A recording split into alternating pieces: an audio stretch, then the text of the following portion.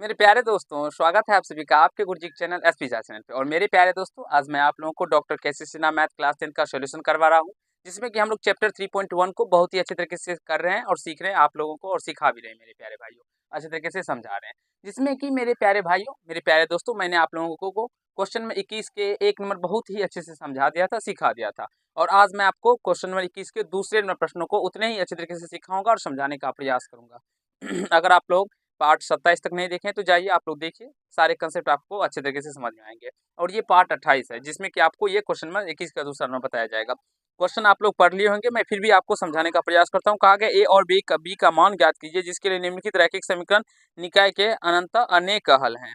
मेरे प्यारे दोस्तों, इस जो समीकरण देख रहे हैं इसका अनेक हल है। हमें ए और बी का मान निकालना है, परिकलित करना है। देखिए, इसके कैसे सॉल्व करना है, कैसे किया जाता है, वो सारे कंसेप्ट, सारे तरीके मैं आपको सिखाऊंगा। तो सबसे पहले ये देखिए, 2a minus 1 into x minus 3y, इस 5 को भी इधर लेके आ जाइए तो ये -5 इक्वल टू 0 हो जाएगा। बोलेंगे कैसे? मैंने आपको मेरे प्यारे भाइयों 21 नंबर कल भी सिखाया था, जो कोई भी दो चर वाले रैखिक समीकरण का जो युग्म होता है वो a1 into x plus b1 into y plus c equal to 0 और a2 into x plus b2 into y plus c2 equal to, मेरे प्यारे दोस्तों, 0 होता है। तो जब कभी भी दो चर वाले रैखिक समीकरण के युग्म के अनंत अनेक हल होंगे या अनंत तथा अनेक हल होते हैं, तो उस कंडीशन का जो होता है वो a1/a2 बराबर होता है b1/b2 और बराबर होता है मेरे प्यारे भाइयों c1/c2। तो इसीलिए हमने यहाँ पे 5 को इस साइड बराबर के कर लिया है, ठीक है। अब यहाँ से ये देखिए, इसको हमने फर्स्ट इक्वेशन मान लेंगे। अब उसके बाद बात करें तो 3x plus b minus 2 into y, और ये प्लस इक्वल टू 3 है तो इस 3 को इस साइड लेके आएंगे तो ये माइनस में 3 हो जाएगा, इक्वल टू 0 हो जाएगा। फिर इसको हम लोग सेकेंड समीकरण मान लेंगे। मेरे प्यारे दोस्तों, थोड़ा सा गौर फरमाइए और सीखने समझने का प्रयास कीजिए। सारे कंसेप्ट आप लोगों को बताया गया है और कोई भी कंसेप्ट ऐसा नहीं है जो आपको, मेरे प्यारे दोस्तों, नहीं बनेगा। सारे कंसेप्ट आप लोग को सिखाया गया है, ठीक है। तो चलिए आगे देखते हैं। अब यहाँ से a1 हम ज्ञात करेंगे, तो a1 का बात करें मेरे प्यारे भाइयों, यहाँ a1, तो a1 इक्वल टू बात करें तो यहाँ से 2a और -1 हो जाएगा। b1 का देखिए तो b1 -3 हो जाएगा, और c1 का बात करिए तो ये माइनस में 5 हो जाएगा। देखिए, प्लस होता है तो प्लस हम लोग नहीं लेते हैं, लेकिन अगर माइनस का बात करें, माइनस रहेगा तो माइनस आप लोग को लिखना है, ठीक है ना, क्योंकि अगर माइनस नहीं दीजिएगा तो फिर ये गलत हो जाएगा आप लोगों से। तो यहाँ से a2 मेरे प्यारे दोस्तों 3, b2 क्या हो जाएगा, b-2 हो जाएगा, और c2 क्या हो जाएगा, -3 हो जाएगा। आशा है आप सभी समझ चुके होंगे यहाँ तक, और बहुत ही अच्छे तरीके से। एक बार आप लोग गौर फरमाइए, देखिए बारीकी से सारे कंसेप्टों को सीखने का प्रयास कीजिए। मैं आपको बताता हूँ और आगे। अब देखिए, लिखेंगे चूंकि दिए गए, देखिए, चूंकि रैखिक समीकरण निकाय के अनेक हल है। मेरे प्यारे भाइयों, रैखिक समीकरण जो ये दिया गया है इसके अनेक हल है, ठीक है। तो यहाँ से बात करते हैं आगे।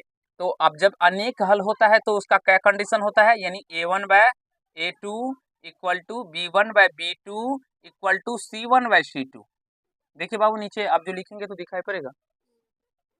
तो मेरे प्यारे दोस्तों, सीखने समझने का प्रयास कीजिएगा। a1 कितना है यहाँ पे, 2a-1 बट्टे a2 कितना है, a2 3 है।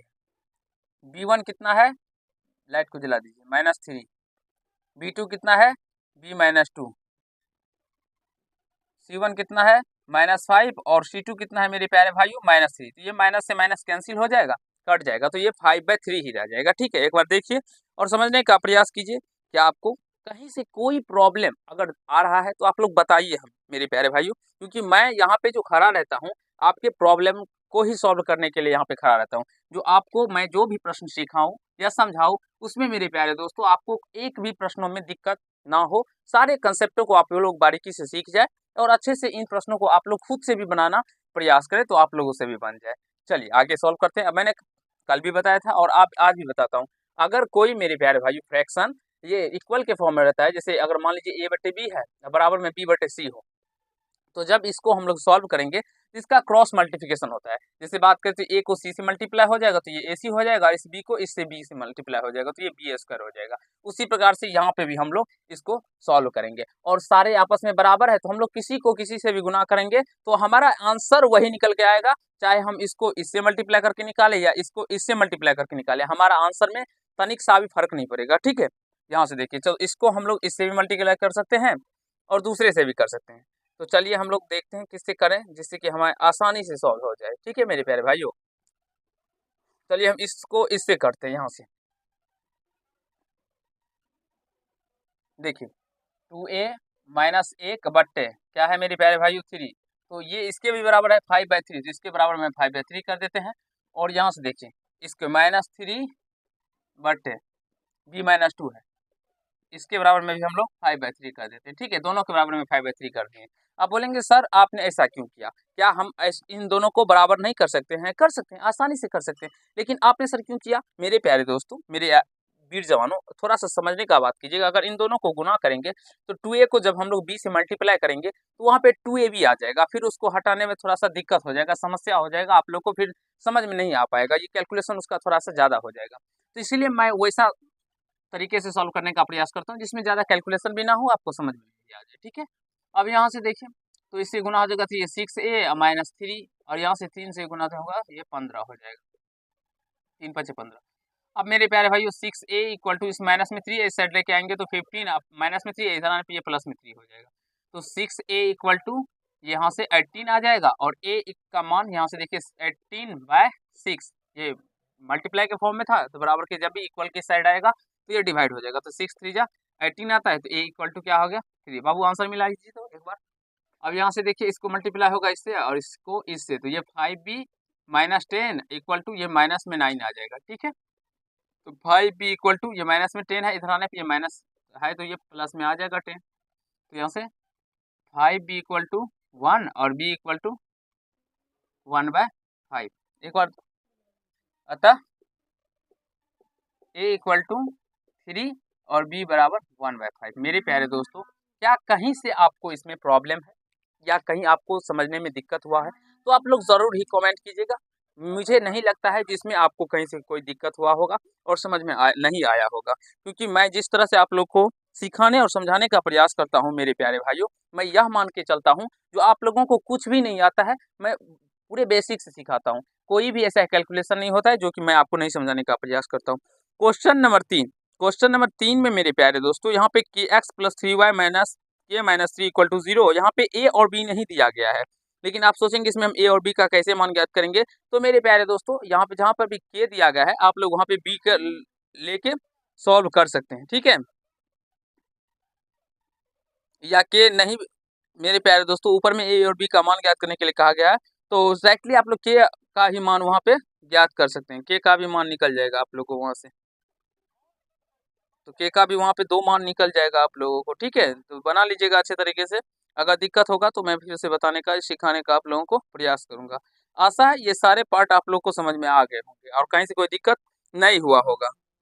अब मैं आप लोगों को क्वेश्चन नंबर 22 जो है वो नेक्स्ट पार्ट में बताऊंगा, क्योंकि 21 के कुछ प्रश्न हैं जो कि आपको खुद से ही सॉल्व करने होंगे। मेरे प्यारे दोस्तों, थोड़ा कॉन्सेप्ट सीखने का आप लोग मजा लीजिए, कॉन्सेप्ट सीखिए और सारे प्रश्नों को खुद से बनाने का प्रयास कीजिए। अगर खुद से नहीं बनाइएगा तो फिर आप लोग नहीं सीख पाइएगा। गलती होता है दूसरा बार बनाइए, फिर गलती होता है तीसरा बार बनाइए, एक बार ऐसा टाइम आएगा 2-3 बार गलती होने के बाद आप लोग उसको अच्छे से सीख भी पाएंगे और आपको अपनी गलतियों को भी पकड़ लेंगे जो मेरा गलती हो कहाँ रहा है।